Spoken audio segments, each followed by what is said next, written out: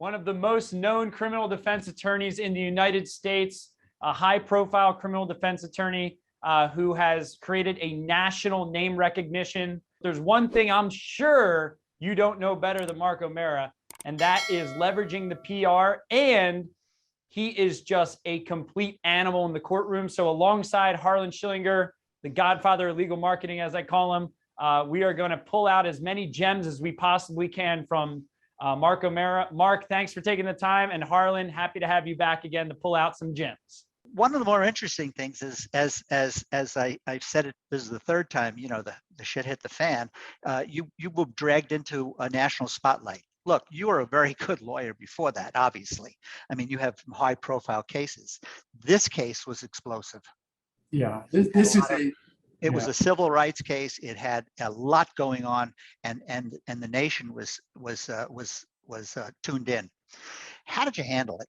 Now that's a softball question. How did you handle it? I mean, you handled it very well, but it took a different turn. Your life took a different turn. And you and I chatted about this earlier today. It took a turn towards business. It took a turn towards having to manage your life in a whole different way. I don't think there's a viewer that's watching us right now, out of the hundreds of people that are on, that ever experienced a tsunami coming at them and then having to manage their personal life as well as their business life.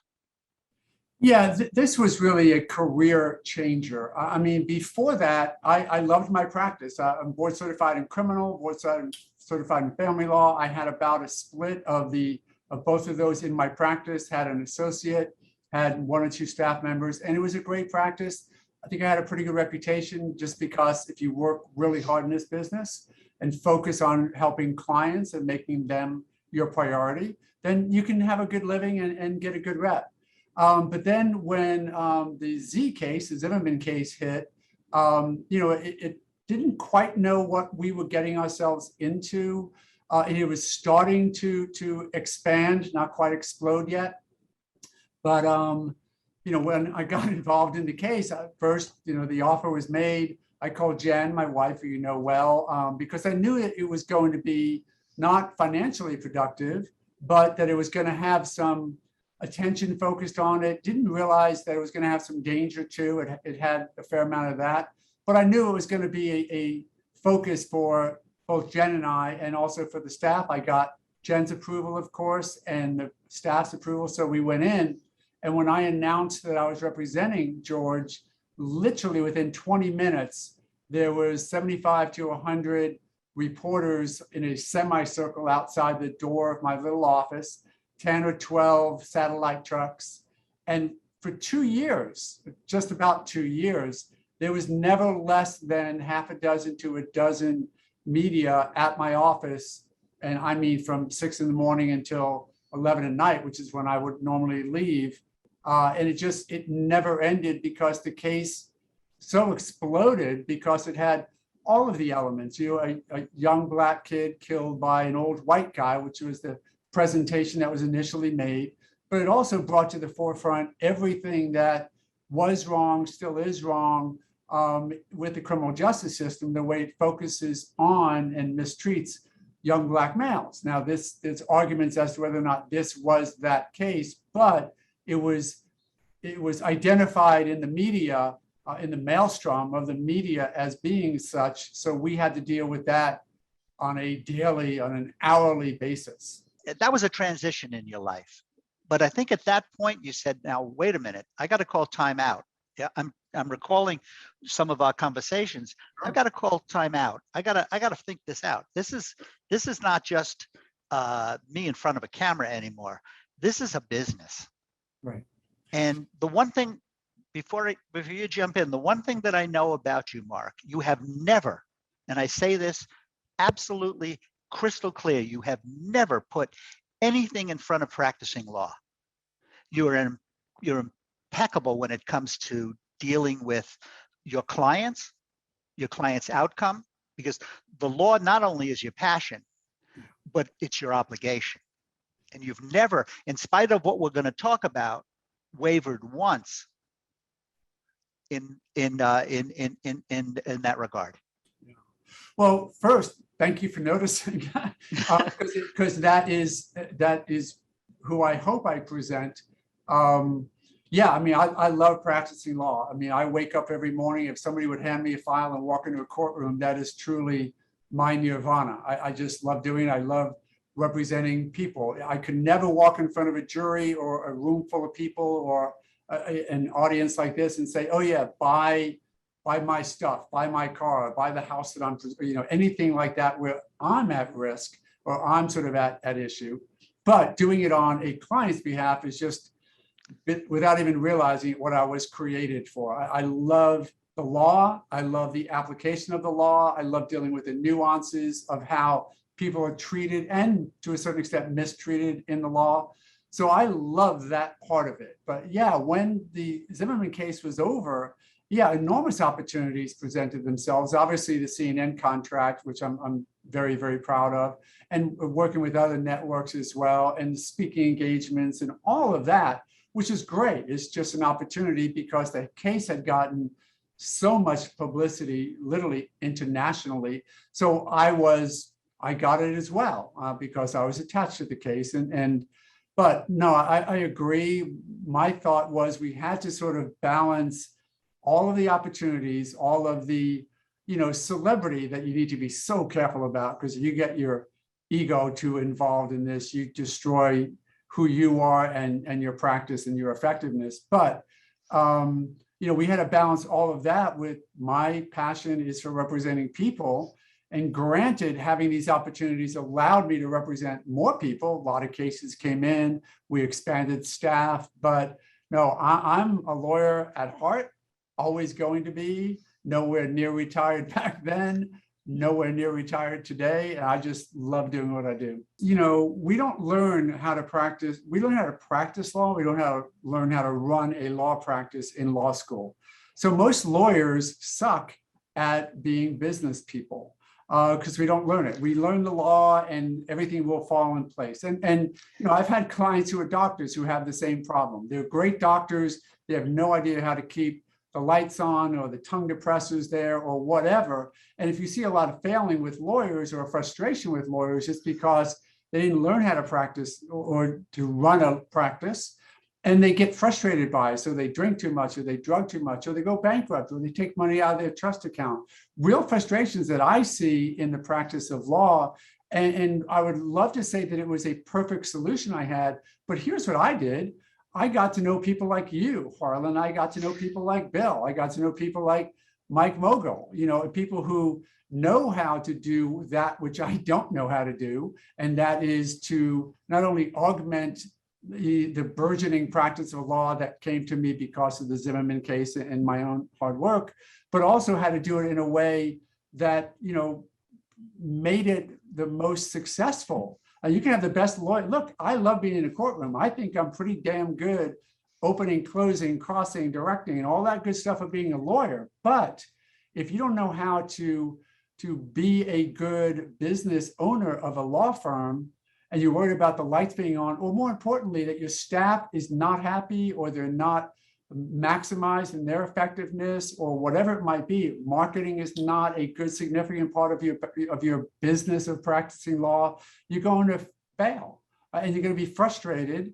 And so what I did was, realize, first of all, what do they say about, when you have an addiction or whatever it is, the first thing is realization. I realized that I didn't know how to run a law practice, even though back then I was 20 years into it, because I would just get by. So I realized that I needed to get hold of people, and again, yourself at the top of that list, who knew how to do what I didn't know how to do and to sort of move it forward, because I was certainly given a lot more opportunities than most. Let's face it, you don't get a nationally publicized case for 2 years and not be given opportunities. The question is how you take those opportunities and make the most out of them while still holding true to your heart to be a lawyer.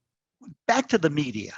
How do you wrestle with the media? So you woke up, let me go back to that moment that you described. You woke up and there's a horseshoe of trucks and satellites and all that, in front of your building. So you walk out.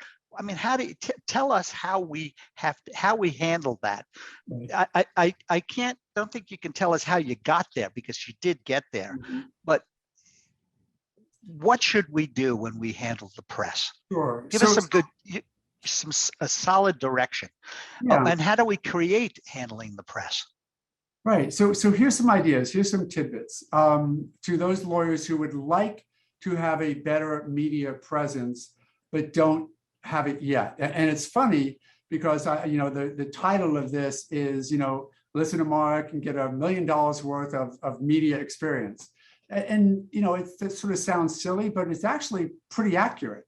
And I'll give you an example, because what I did with Zimmerman, it wasn't well planned out, oiled out and written out on a book of this is what I'll do today and this is what I will do tomorrow.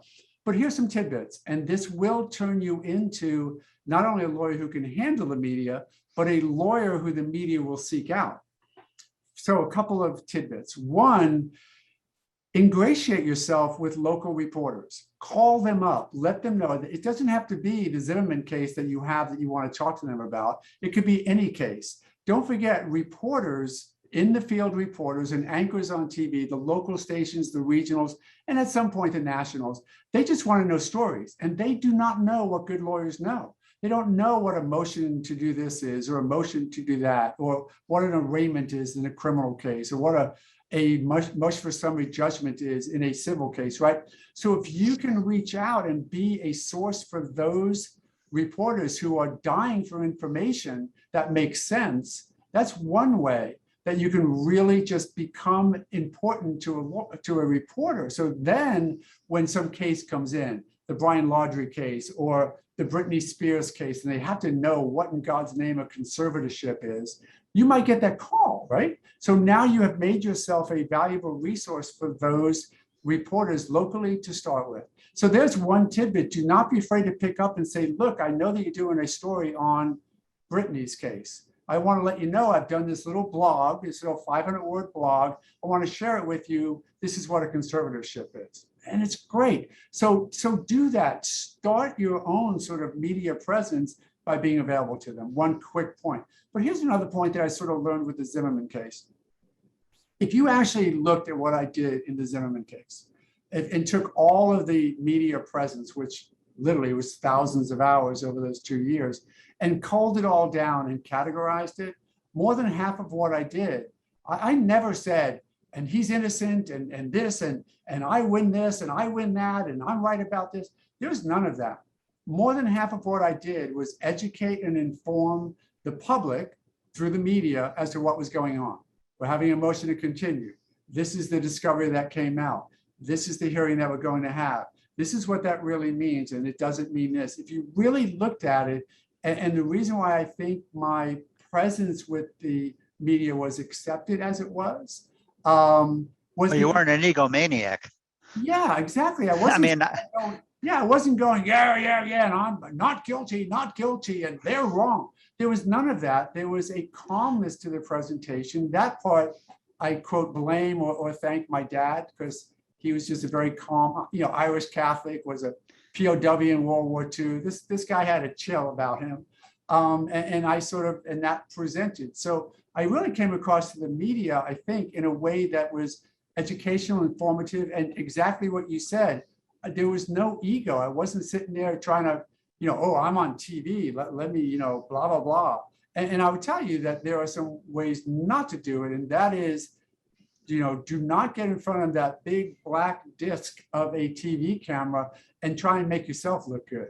That is not your purpose. Your purpose in life and on the earth as a lawyer is, to the extent you can, make your client look good, make him or her look innocent or put upon or injured, whatever it might be. If you're getting in front of a camera because you want to be in front of a camera for you, go get a job as a news anchor and give up your law degree and give up your law practice, because that is not what you were supposed to do. But if you're willing to be there on behalf of your client and to educate the process through the media, I think, again, you can be so much more successful, because then you become somebody, quite honestly, that the media can trust, the audience can trust, and you will get people coming back to you, because that's how it worked with me. when you talk to the public the way you would a jury.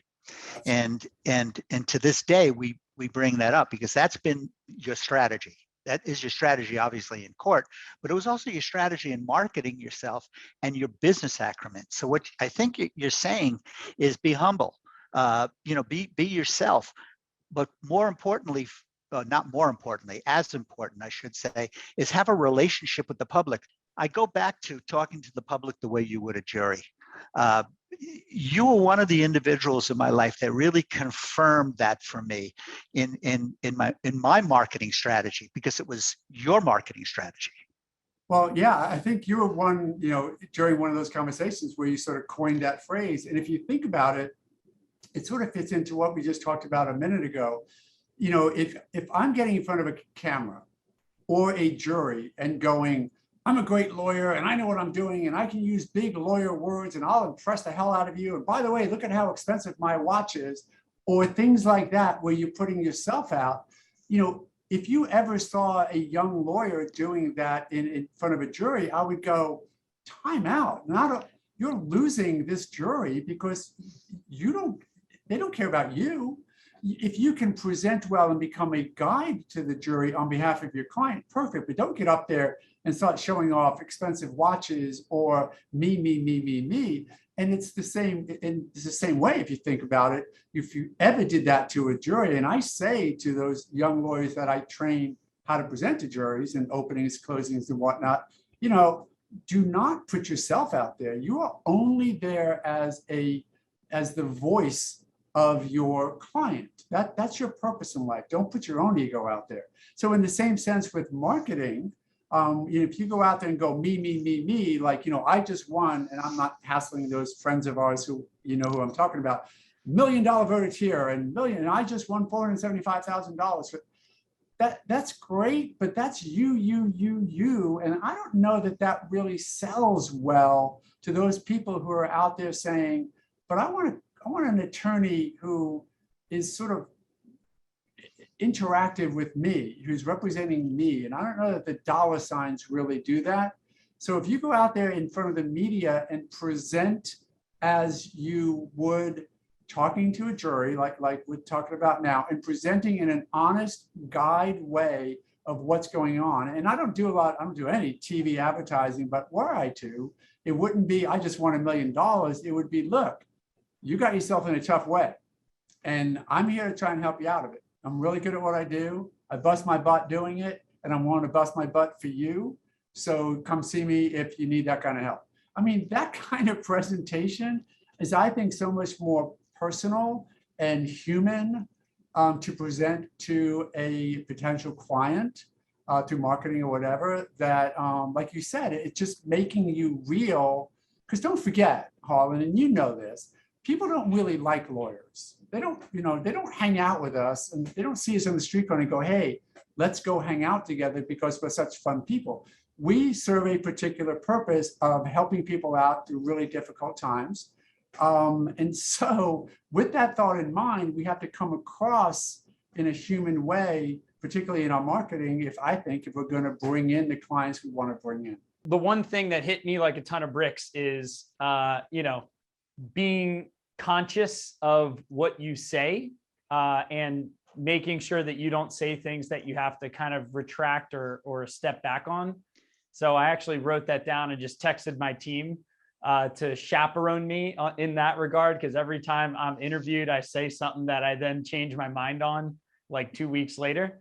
So that hit me like a ton of bricks. I think one of the things for everyone listening right now, as I'm listening, is to just not feel like it's unachievable for you, because, Mark is doing this on a national level. One thing that I would challenge everyone to look at is, how can you do this on a local level? How can you do this on a smaller scale to get your kind of sea legs up? So maybe that would be a good place to start with, Mark. Like, what's some low-hanging fruit that's less than a national scale that everyone could maybe get started with? Sure. No, I agree. And that's where I got started. I didn't get started by talking about the Zimmerman case or even the O.J. Simpson case on ABC TV. I started with the local stations. I started with those reporters, again, who know so much less than we do. I had a lawyer, early in the Zimmerman case, I had a reporter contact me to talk about, why we pled not guilty. What do you mean, not guilty? Why would you say that? And with everything that's going on, it was like, okay, time out. Here's what's going on. Every criminal defense lawyer files what's called a plea of not guilty. It starts the process. The only other option is plea of guilty. That ends the process. And it was funny because it just evidenced to me how, no insult intended, how little that reporter knew, but also how appreciative that reporter was that I actually took 5 minutes of time to explain to them what's going on. And throughout the rest of the trial, I would get calls from that very reporter and dozens of others, but that very reporter, what about this? And what are you doing now? And what about this? And it was literally a channel to get to her audience with good information that she trusted me because I took 5 minutes to talk to her. So when you do that at the local level, and look, as a lawyer, you're looking at something on TV, right? Turn on the local news and somebody says, blah, blah, blah, blah, blah, blah, blah. And I'll use the example, and Brian Laundrie this. And you're sitting there going, oh, wait a minute. No, wait. He was arrested on a bank fraud charge, not the murder charge. Call up the reporter. You think that they're unapproachable? They are absolutely approachable. Call up the reporter and say, look, John Doe, you said this on air about this case. Just so you know, this is the way that actually works. And I'm telling you something, they will appreciate it. You have now just become a source of good information for that reporter. And I'm telling you, that reporter is going to call you back and say, I'm now reporting on this part of that case. Can you tell me about this part? Can you tell me about what an arraignment is? Can you tell me what a first appearance is? And now all of a sudden, one case, one phone call from you, and you become a potential source for one reporter. Just think about it. If you actually did this, if you just say, you know what, oh, Mara, I think he's full of shit, but for 30 days, I'm going to try what he said. I'm going to watch TV, and every time a reporter says something that is not as good as it can be about a legal case, I'm going to call him up. 30 days, I'm going to do it, and if I don't get a call back in 30 days, I'm going to march into Mark's office and make him pay me back for the time I wasted. I am telling you right now, you will get calls back. And now all of a sudden, you have become a go-to person for those 5 or 10 reporters that you reached out to. What are they going to do? Hang up on you? No, you're a lawyer. They know you know a lot more than they do. Become their source of information.